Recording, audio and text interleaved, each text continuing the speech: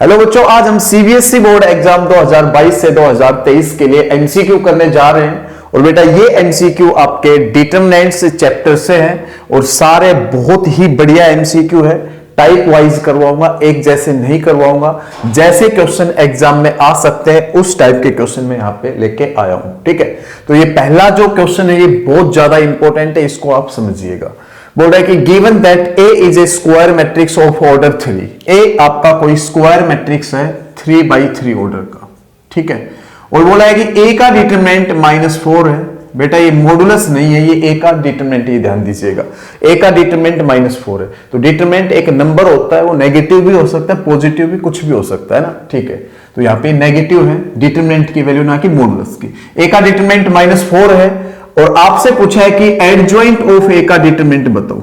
Adjoint of ए का determinant, तो बेटा ये आपको फॉर्मूला याद होना चाहिए कि एडजॉइंट ऑफ ए का जो डिटरमिनेंट होता है वो होता है ए डिटरमिनेंट की पावर n-1। n यहां पे ऑर्डर का काम करता है, n यहां पे ऑर्डर का काम करता है। तो यहां पे ऑर्डर क्या है मैट्रिक्स का? 3 है, तो यहां पे n की वैल्यू साफ साफ हमें मिल गई 3। तो मैं यहां पे क्या लिख सकता हूं? a डिटरमिनेंट की पावर 3-1। क्या लिख सकता हूं? a डिटरमिनेंट की पावर 3-1। a डिटरमिनेंट का स्क्वायर हो गया और बेटा a डिटरमिनेंट की वैल्यू दी गई है हमें -4, मतलब -4 का स्क्वायर मतलब हम 16 इसको लिख सकते हैं। तो एडजॉइंट ऑफ a का जो डिटरमिनेंट है, तो बेटा उस पे फॉर्मूला अपने को याद रखना, very very very very important चीज है ये।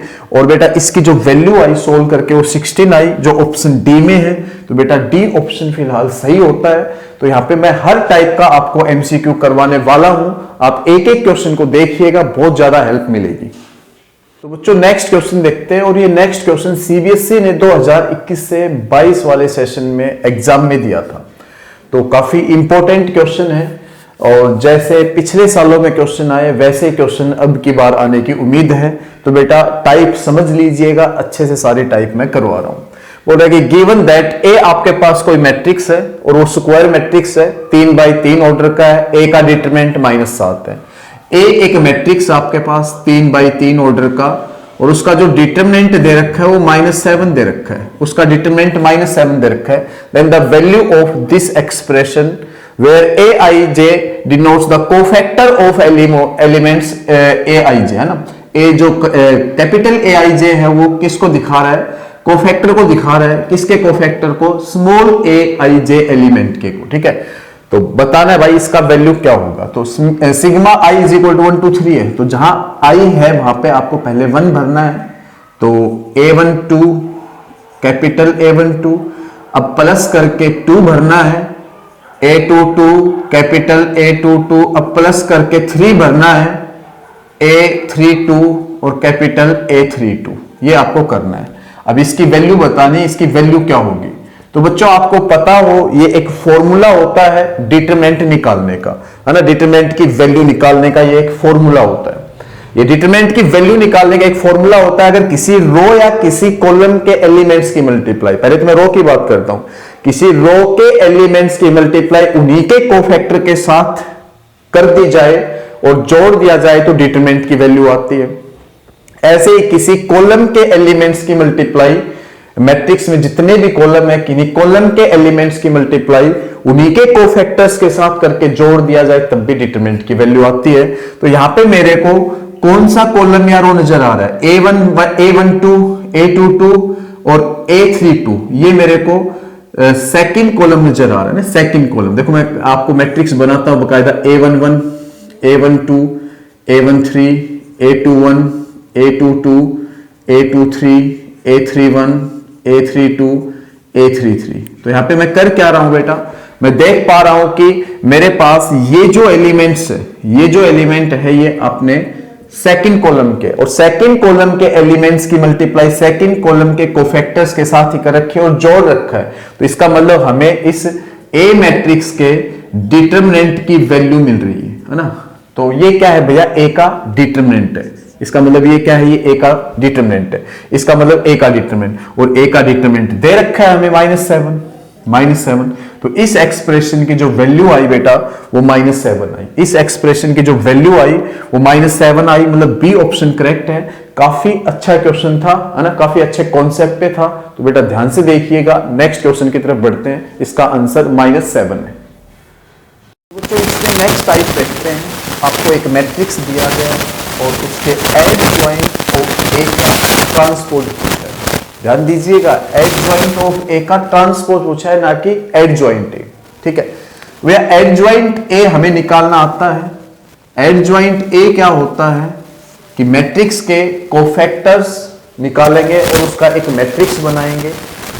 मैट्रिक्स के कोफैक्टर्स निकालेंगे, उसका एक मैट्रिक्स बनाएंगे। A11, A12, A21, A22, ये एडजॉइंट ऑफ ए होता है। इसका क्या कर देंगे? ट्रांसपोज। इसका क्या कर देंगे? ट्रांसपोज।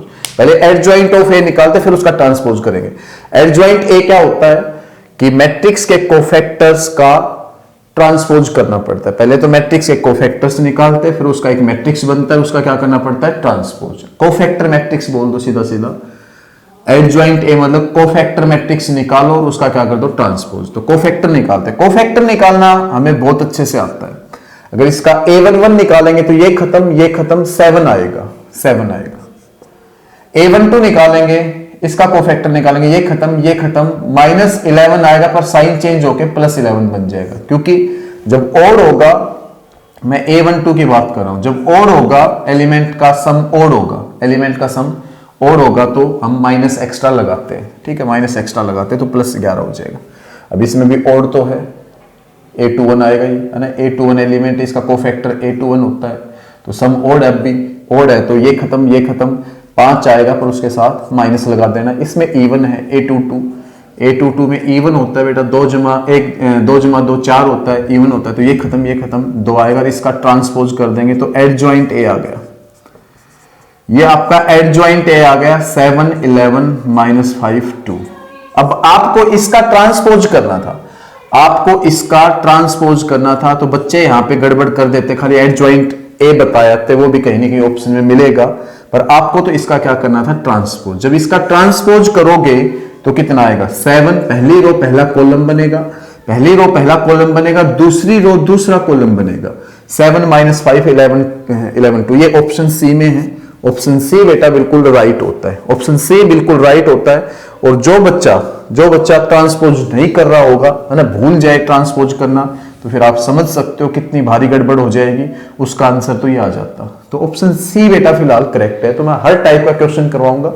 सीबीएसई ने जो क्वेश्चन दिए हैं वो भी मैं करवा रहा हूं, ध्यान से देखिएगा, ऐसे ऐसे क्वेश्चन एग्जाम में आ सकते हैं। अपना नेक्स्ट क्वेश्चन देखते हैं। इसमें बोल रहा है कि वैल्यू ऑफ के for which A is a singular matrix is. के की किस वैल्यू के लिए मैट्रिक्स सिंगुलर होगा? तो बेटा आप कंडीशन लेके चल दो, के की वैल्यू निकालनी है तो के एक अननोन है, एक अननोन के लिए एक इक्वेशन चाहिए। तो कंडीशन क्या होती है इक्वेशन की? यहां पे अगर मैट्रिक्स सिंगुलर है तो उसका डिटरमिनेंट किसके बराबर लिया जाता है? 0 के बराबर। अगर कोई मैट्रिक्स सिंगुलर है तो उसका ए का डिटरमिनेंट क्या होगा? 0 के बराबर होगा। मतलब कि आप K8 4 2 के इसका डिटरमिनेंट निकाल रहे हो, और बेटा इसका डिटरमिनेंट निकालने के लिए इसकी मल्टीप्लाई इससे करोगे तो 2k² माइनस में इसकी मल्टीप्लाई इससे 8 चौक 32 इज इक्वल टू 0। 2/2 ऑर्डर का डिटरमिनेंट हमें निकालना आता है, और यहां से 2k² इज इक्वल टू 32 ही आएगा बेटा, है ना, 32 आएगा।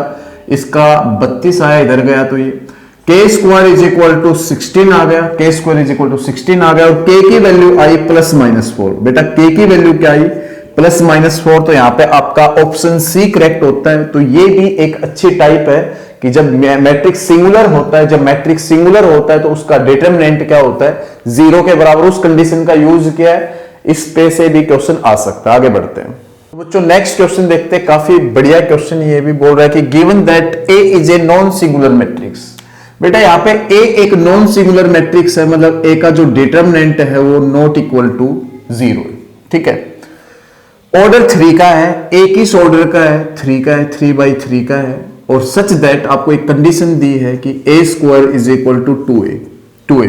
देन वैल्यू ऑफ, आपको वैल्यू बतानी है 2a के डिटरमिनेंट की। सबसे पहले हम अपनी मंजिल की तरफ चलते हैं। मंजिल क्या है? आपको इसकी वैल्यू निकालनी है। a अगर 3/3 का है तो मैं आपको बता दूं कि 2 पहले रो से भी मल्टीप्लाई हो रखा है, दूसरे रो से भी मल्टीप्लाई हो रखा है मैट्रिक्स की, तीसरी रो से भी। और जब आप उस मैट्रिक्स का डिटरमिनेंट करोगे तो पहली रो से भी कॉमन आएगा, तो दूसरी से भी कॉमन आएगा, ये रूल है, तीसरी से भी कॉमन आएगा और बाद में बचेगा a का डिटरमिनेंट। तो बेटा ये है 2 की पावर 3 गुणा में a का डिटरमिनेंट, मतलब 8 इंटू में a का डिटरमिनेंट। मतलब आप अगर a का डिटरमिनेंट कैसे भी ले आए तो इसका आंसर आप अच्छे से बता सकते हो। मैंने 2a के डिटरमिनेंट का मतलब तो लिख लिया, वो है 8 इंटू a का डिटरमिनेंट। और अगर हम यहां पे अब a का डिटरमिनेंट ले आए तो हम आंसर अच्छे से बता सकते हैं। तो a का डिटरमिनेंट लाने के लिए मेरे पास एक कंडीशन है, उसको मैं देखता हूं और समझता हूं, करता हूं सोल्व। मैं बोथ साइड डिटरमिनेंट लेऊंगा तो बेटा a स्क्वायर का determinant is equal to 2a का डिटरमिनेंट। अब सेम मामला है, a 3/3 का है तो इसमें से आपका 2 पहली रो से भी कॉमन आएगा, दूसरी से भी, तीसरी से भी, ये रूल है। और बेटा इसमें और बता देता हूं, a स्क्वायर का डिटरमिनेंट करो या a के डिटरमिनेंट का स्क्वायर करो, बात एक ही होती है। ये रिजल्ट भी याद कर लेना, ये वाला जो। और उधर बेटा आपका 2 पहली रो से भी कॉमन, दूसरी से भी, तीसरी से भी, 2 की पावर 3 मतलब 8 इंटू में a का डिटरमिनेंट। अब इसको थोड़ा सा सिंप्लीफाई करते हैं, मैं इसको इधर लेके आ रहा हूं। तो a डिटरमिनेंट का स्क्वायर इज माइनस का 8 इंटू a का डिटरमिनेंट, उधर आपका 0। तो भैया a का जो डिटरमिनेंट है वो कॉमन आ गया, तो a डिटरमिनेंट माइनस में 8 इज इक्वल टू 0 बच गया। a का डिटरमिनेंट 0 हो सकता है कह रहे हैं, और एक बार कह रहे हैं कि a का डिटरमिनेंट 8 हो सकता है। इसको भी 0 ले सकते हो, इसको भी। अब ये a का डिटरमिनेंट तो 0 होगा नहीं क्योंकि वो गिवन है, क्योंकि मैट्रिक्स क्या है, नॉन सिंगुलर, तो बेटा ये तो होगा नहीं। इसका मतलब अपना a का डिटरमिनेंट 8 होगा, और a का डिटरमिनेंट 8 लगाते हैं इधर, 8 इंटू 8 64 अपना आंसर आ गया। बहुत डिटेल मैंने इस चीज को समझाया है ना, बिल्कुल आप अच्छे से समझ सकते हो। 64 आंसर होगा बेटा, ऑप्शन सी अपना बिल्कुल करेक्ट है, ऑप्शन सी फिलहाल करेक्ट है। तो बेटा मैंने इस पे सारे टाइप के क्वेश्चन अच्छे से करवा दिए, इंपॉर्टेंट क्वेश्चन करवाए हैं। अगर ये करके जाते हो तो आपको बहुत फायदा मिलने वाला है। और मैं आपको बता दूं, मैंने ये एमसीक्यू क्वेश्चन की सीरीज चला रखी है बेटा, आपके first chapter, second chapter, third chapter के भी एमसीक्यू आपको मिल जाएंगे। आप चैनल पे वीडियो सर्च कर सकते हो, मैंने सभी के एमसीक्यू बना रखे हैं और आगे हर चैप्टर के एमसीक्यू में बनाने वाला हूं। और बता दूं आपको, मैंने असर्शन रीजन क्वेश्चन भी काफी सारे चैनल पे डाल रखे हैं, और बेटा काफी सारे केस स्टडी भी आपको मिलने वाले, मतलब आपको फुल मटेरियल मिलने वाला सीबीएसई एग्जाम 2022 से 2023 के लिए। तो आप वीडियो को लाइक जरूर कर दे, चैनल को सब्सक्राइब कर ले और फ्रेंड्स के साथ वीडियो शेयर कर दे। थैंक यू बेटा।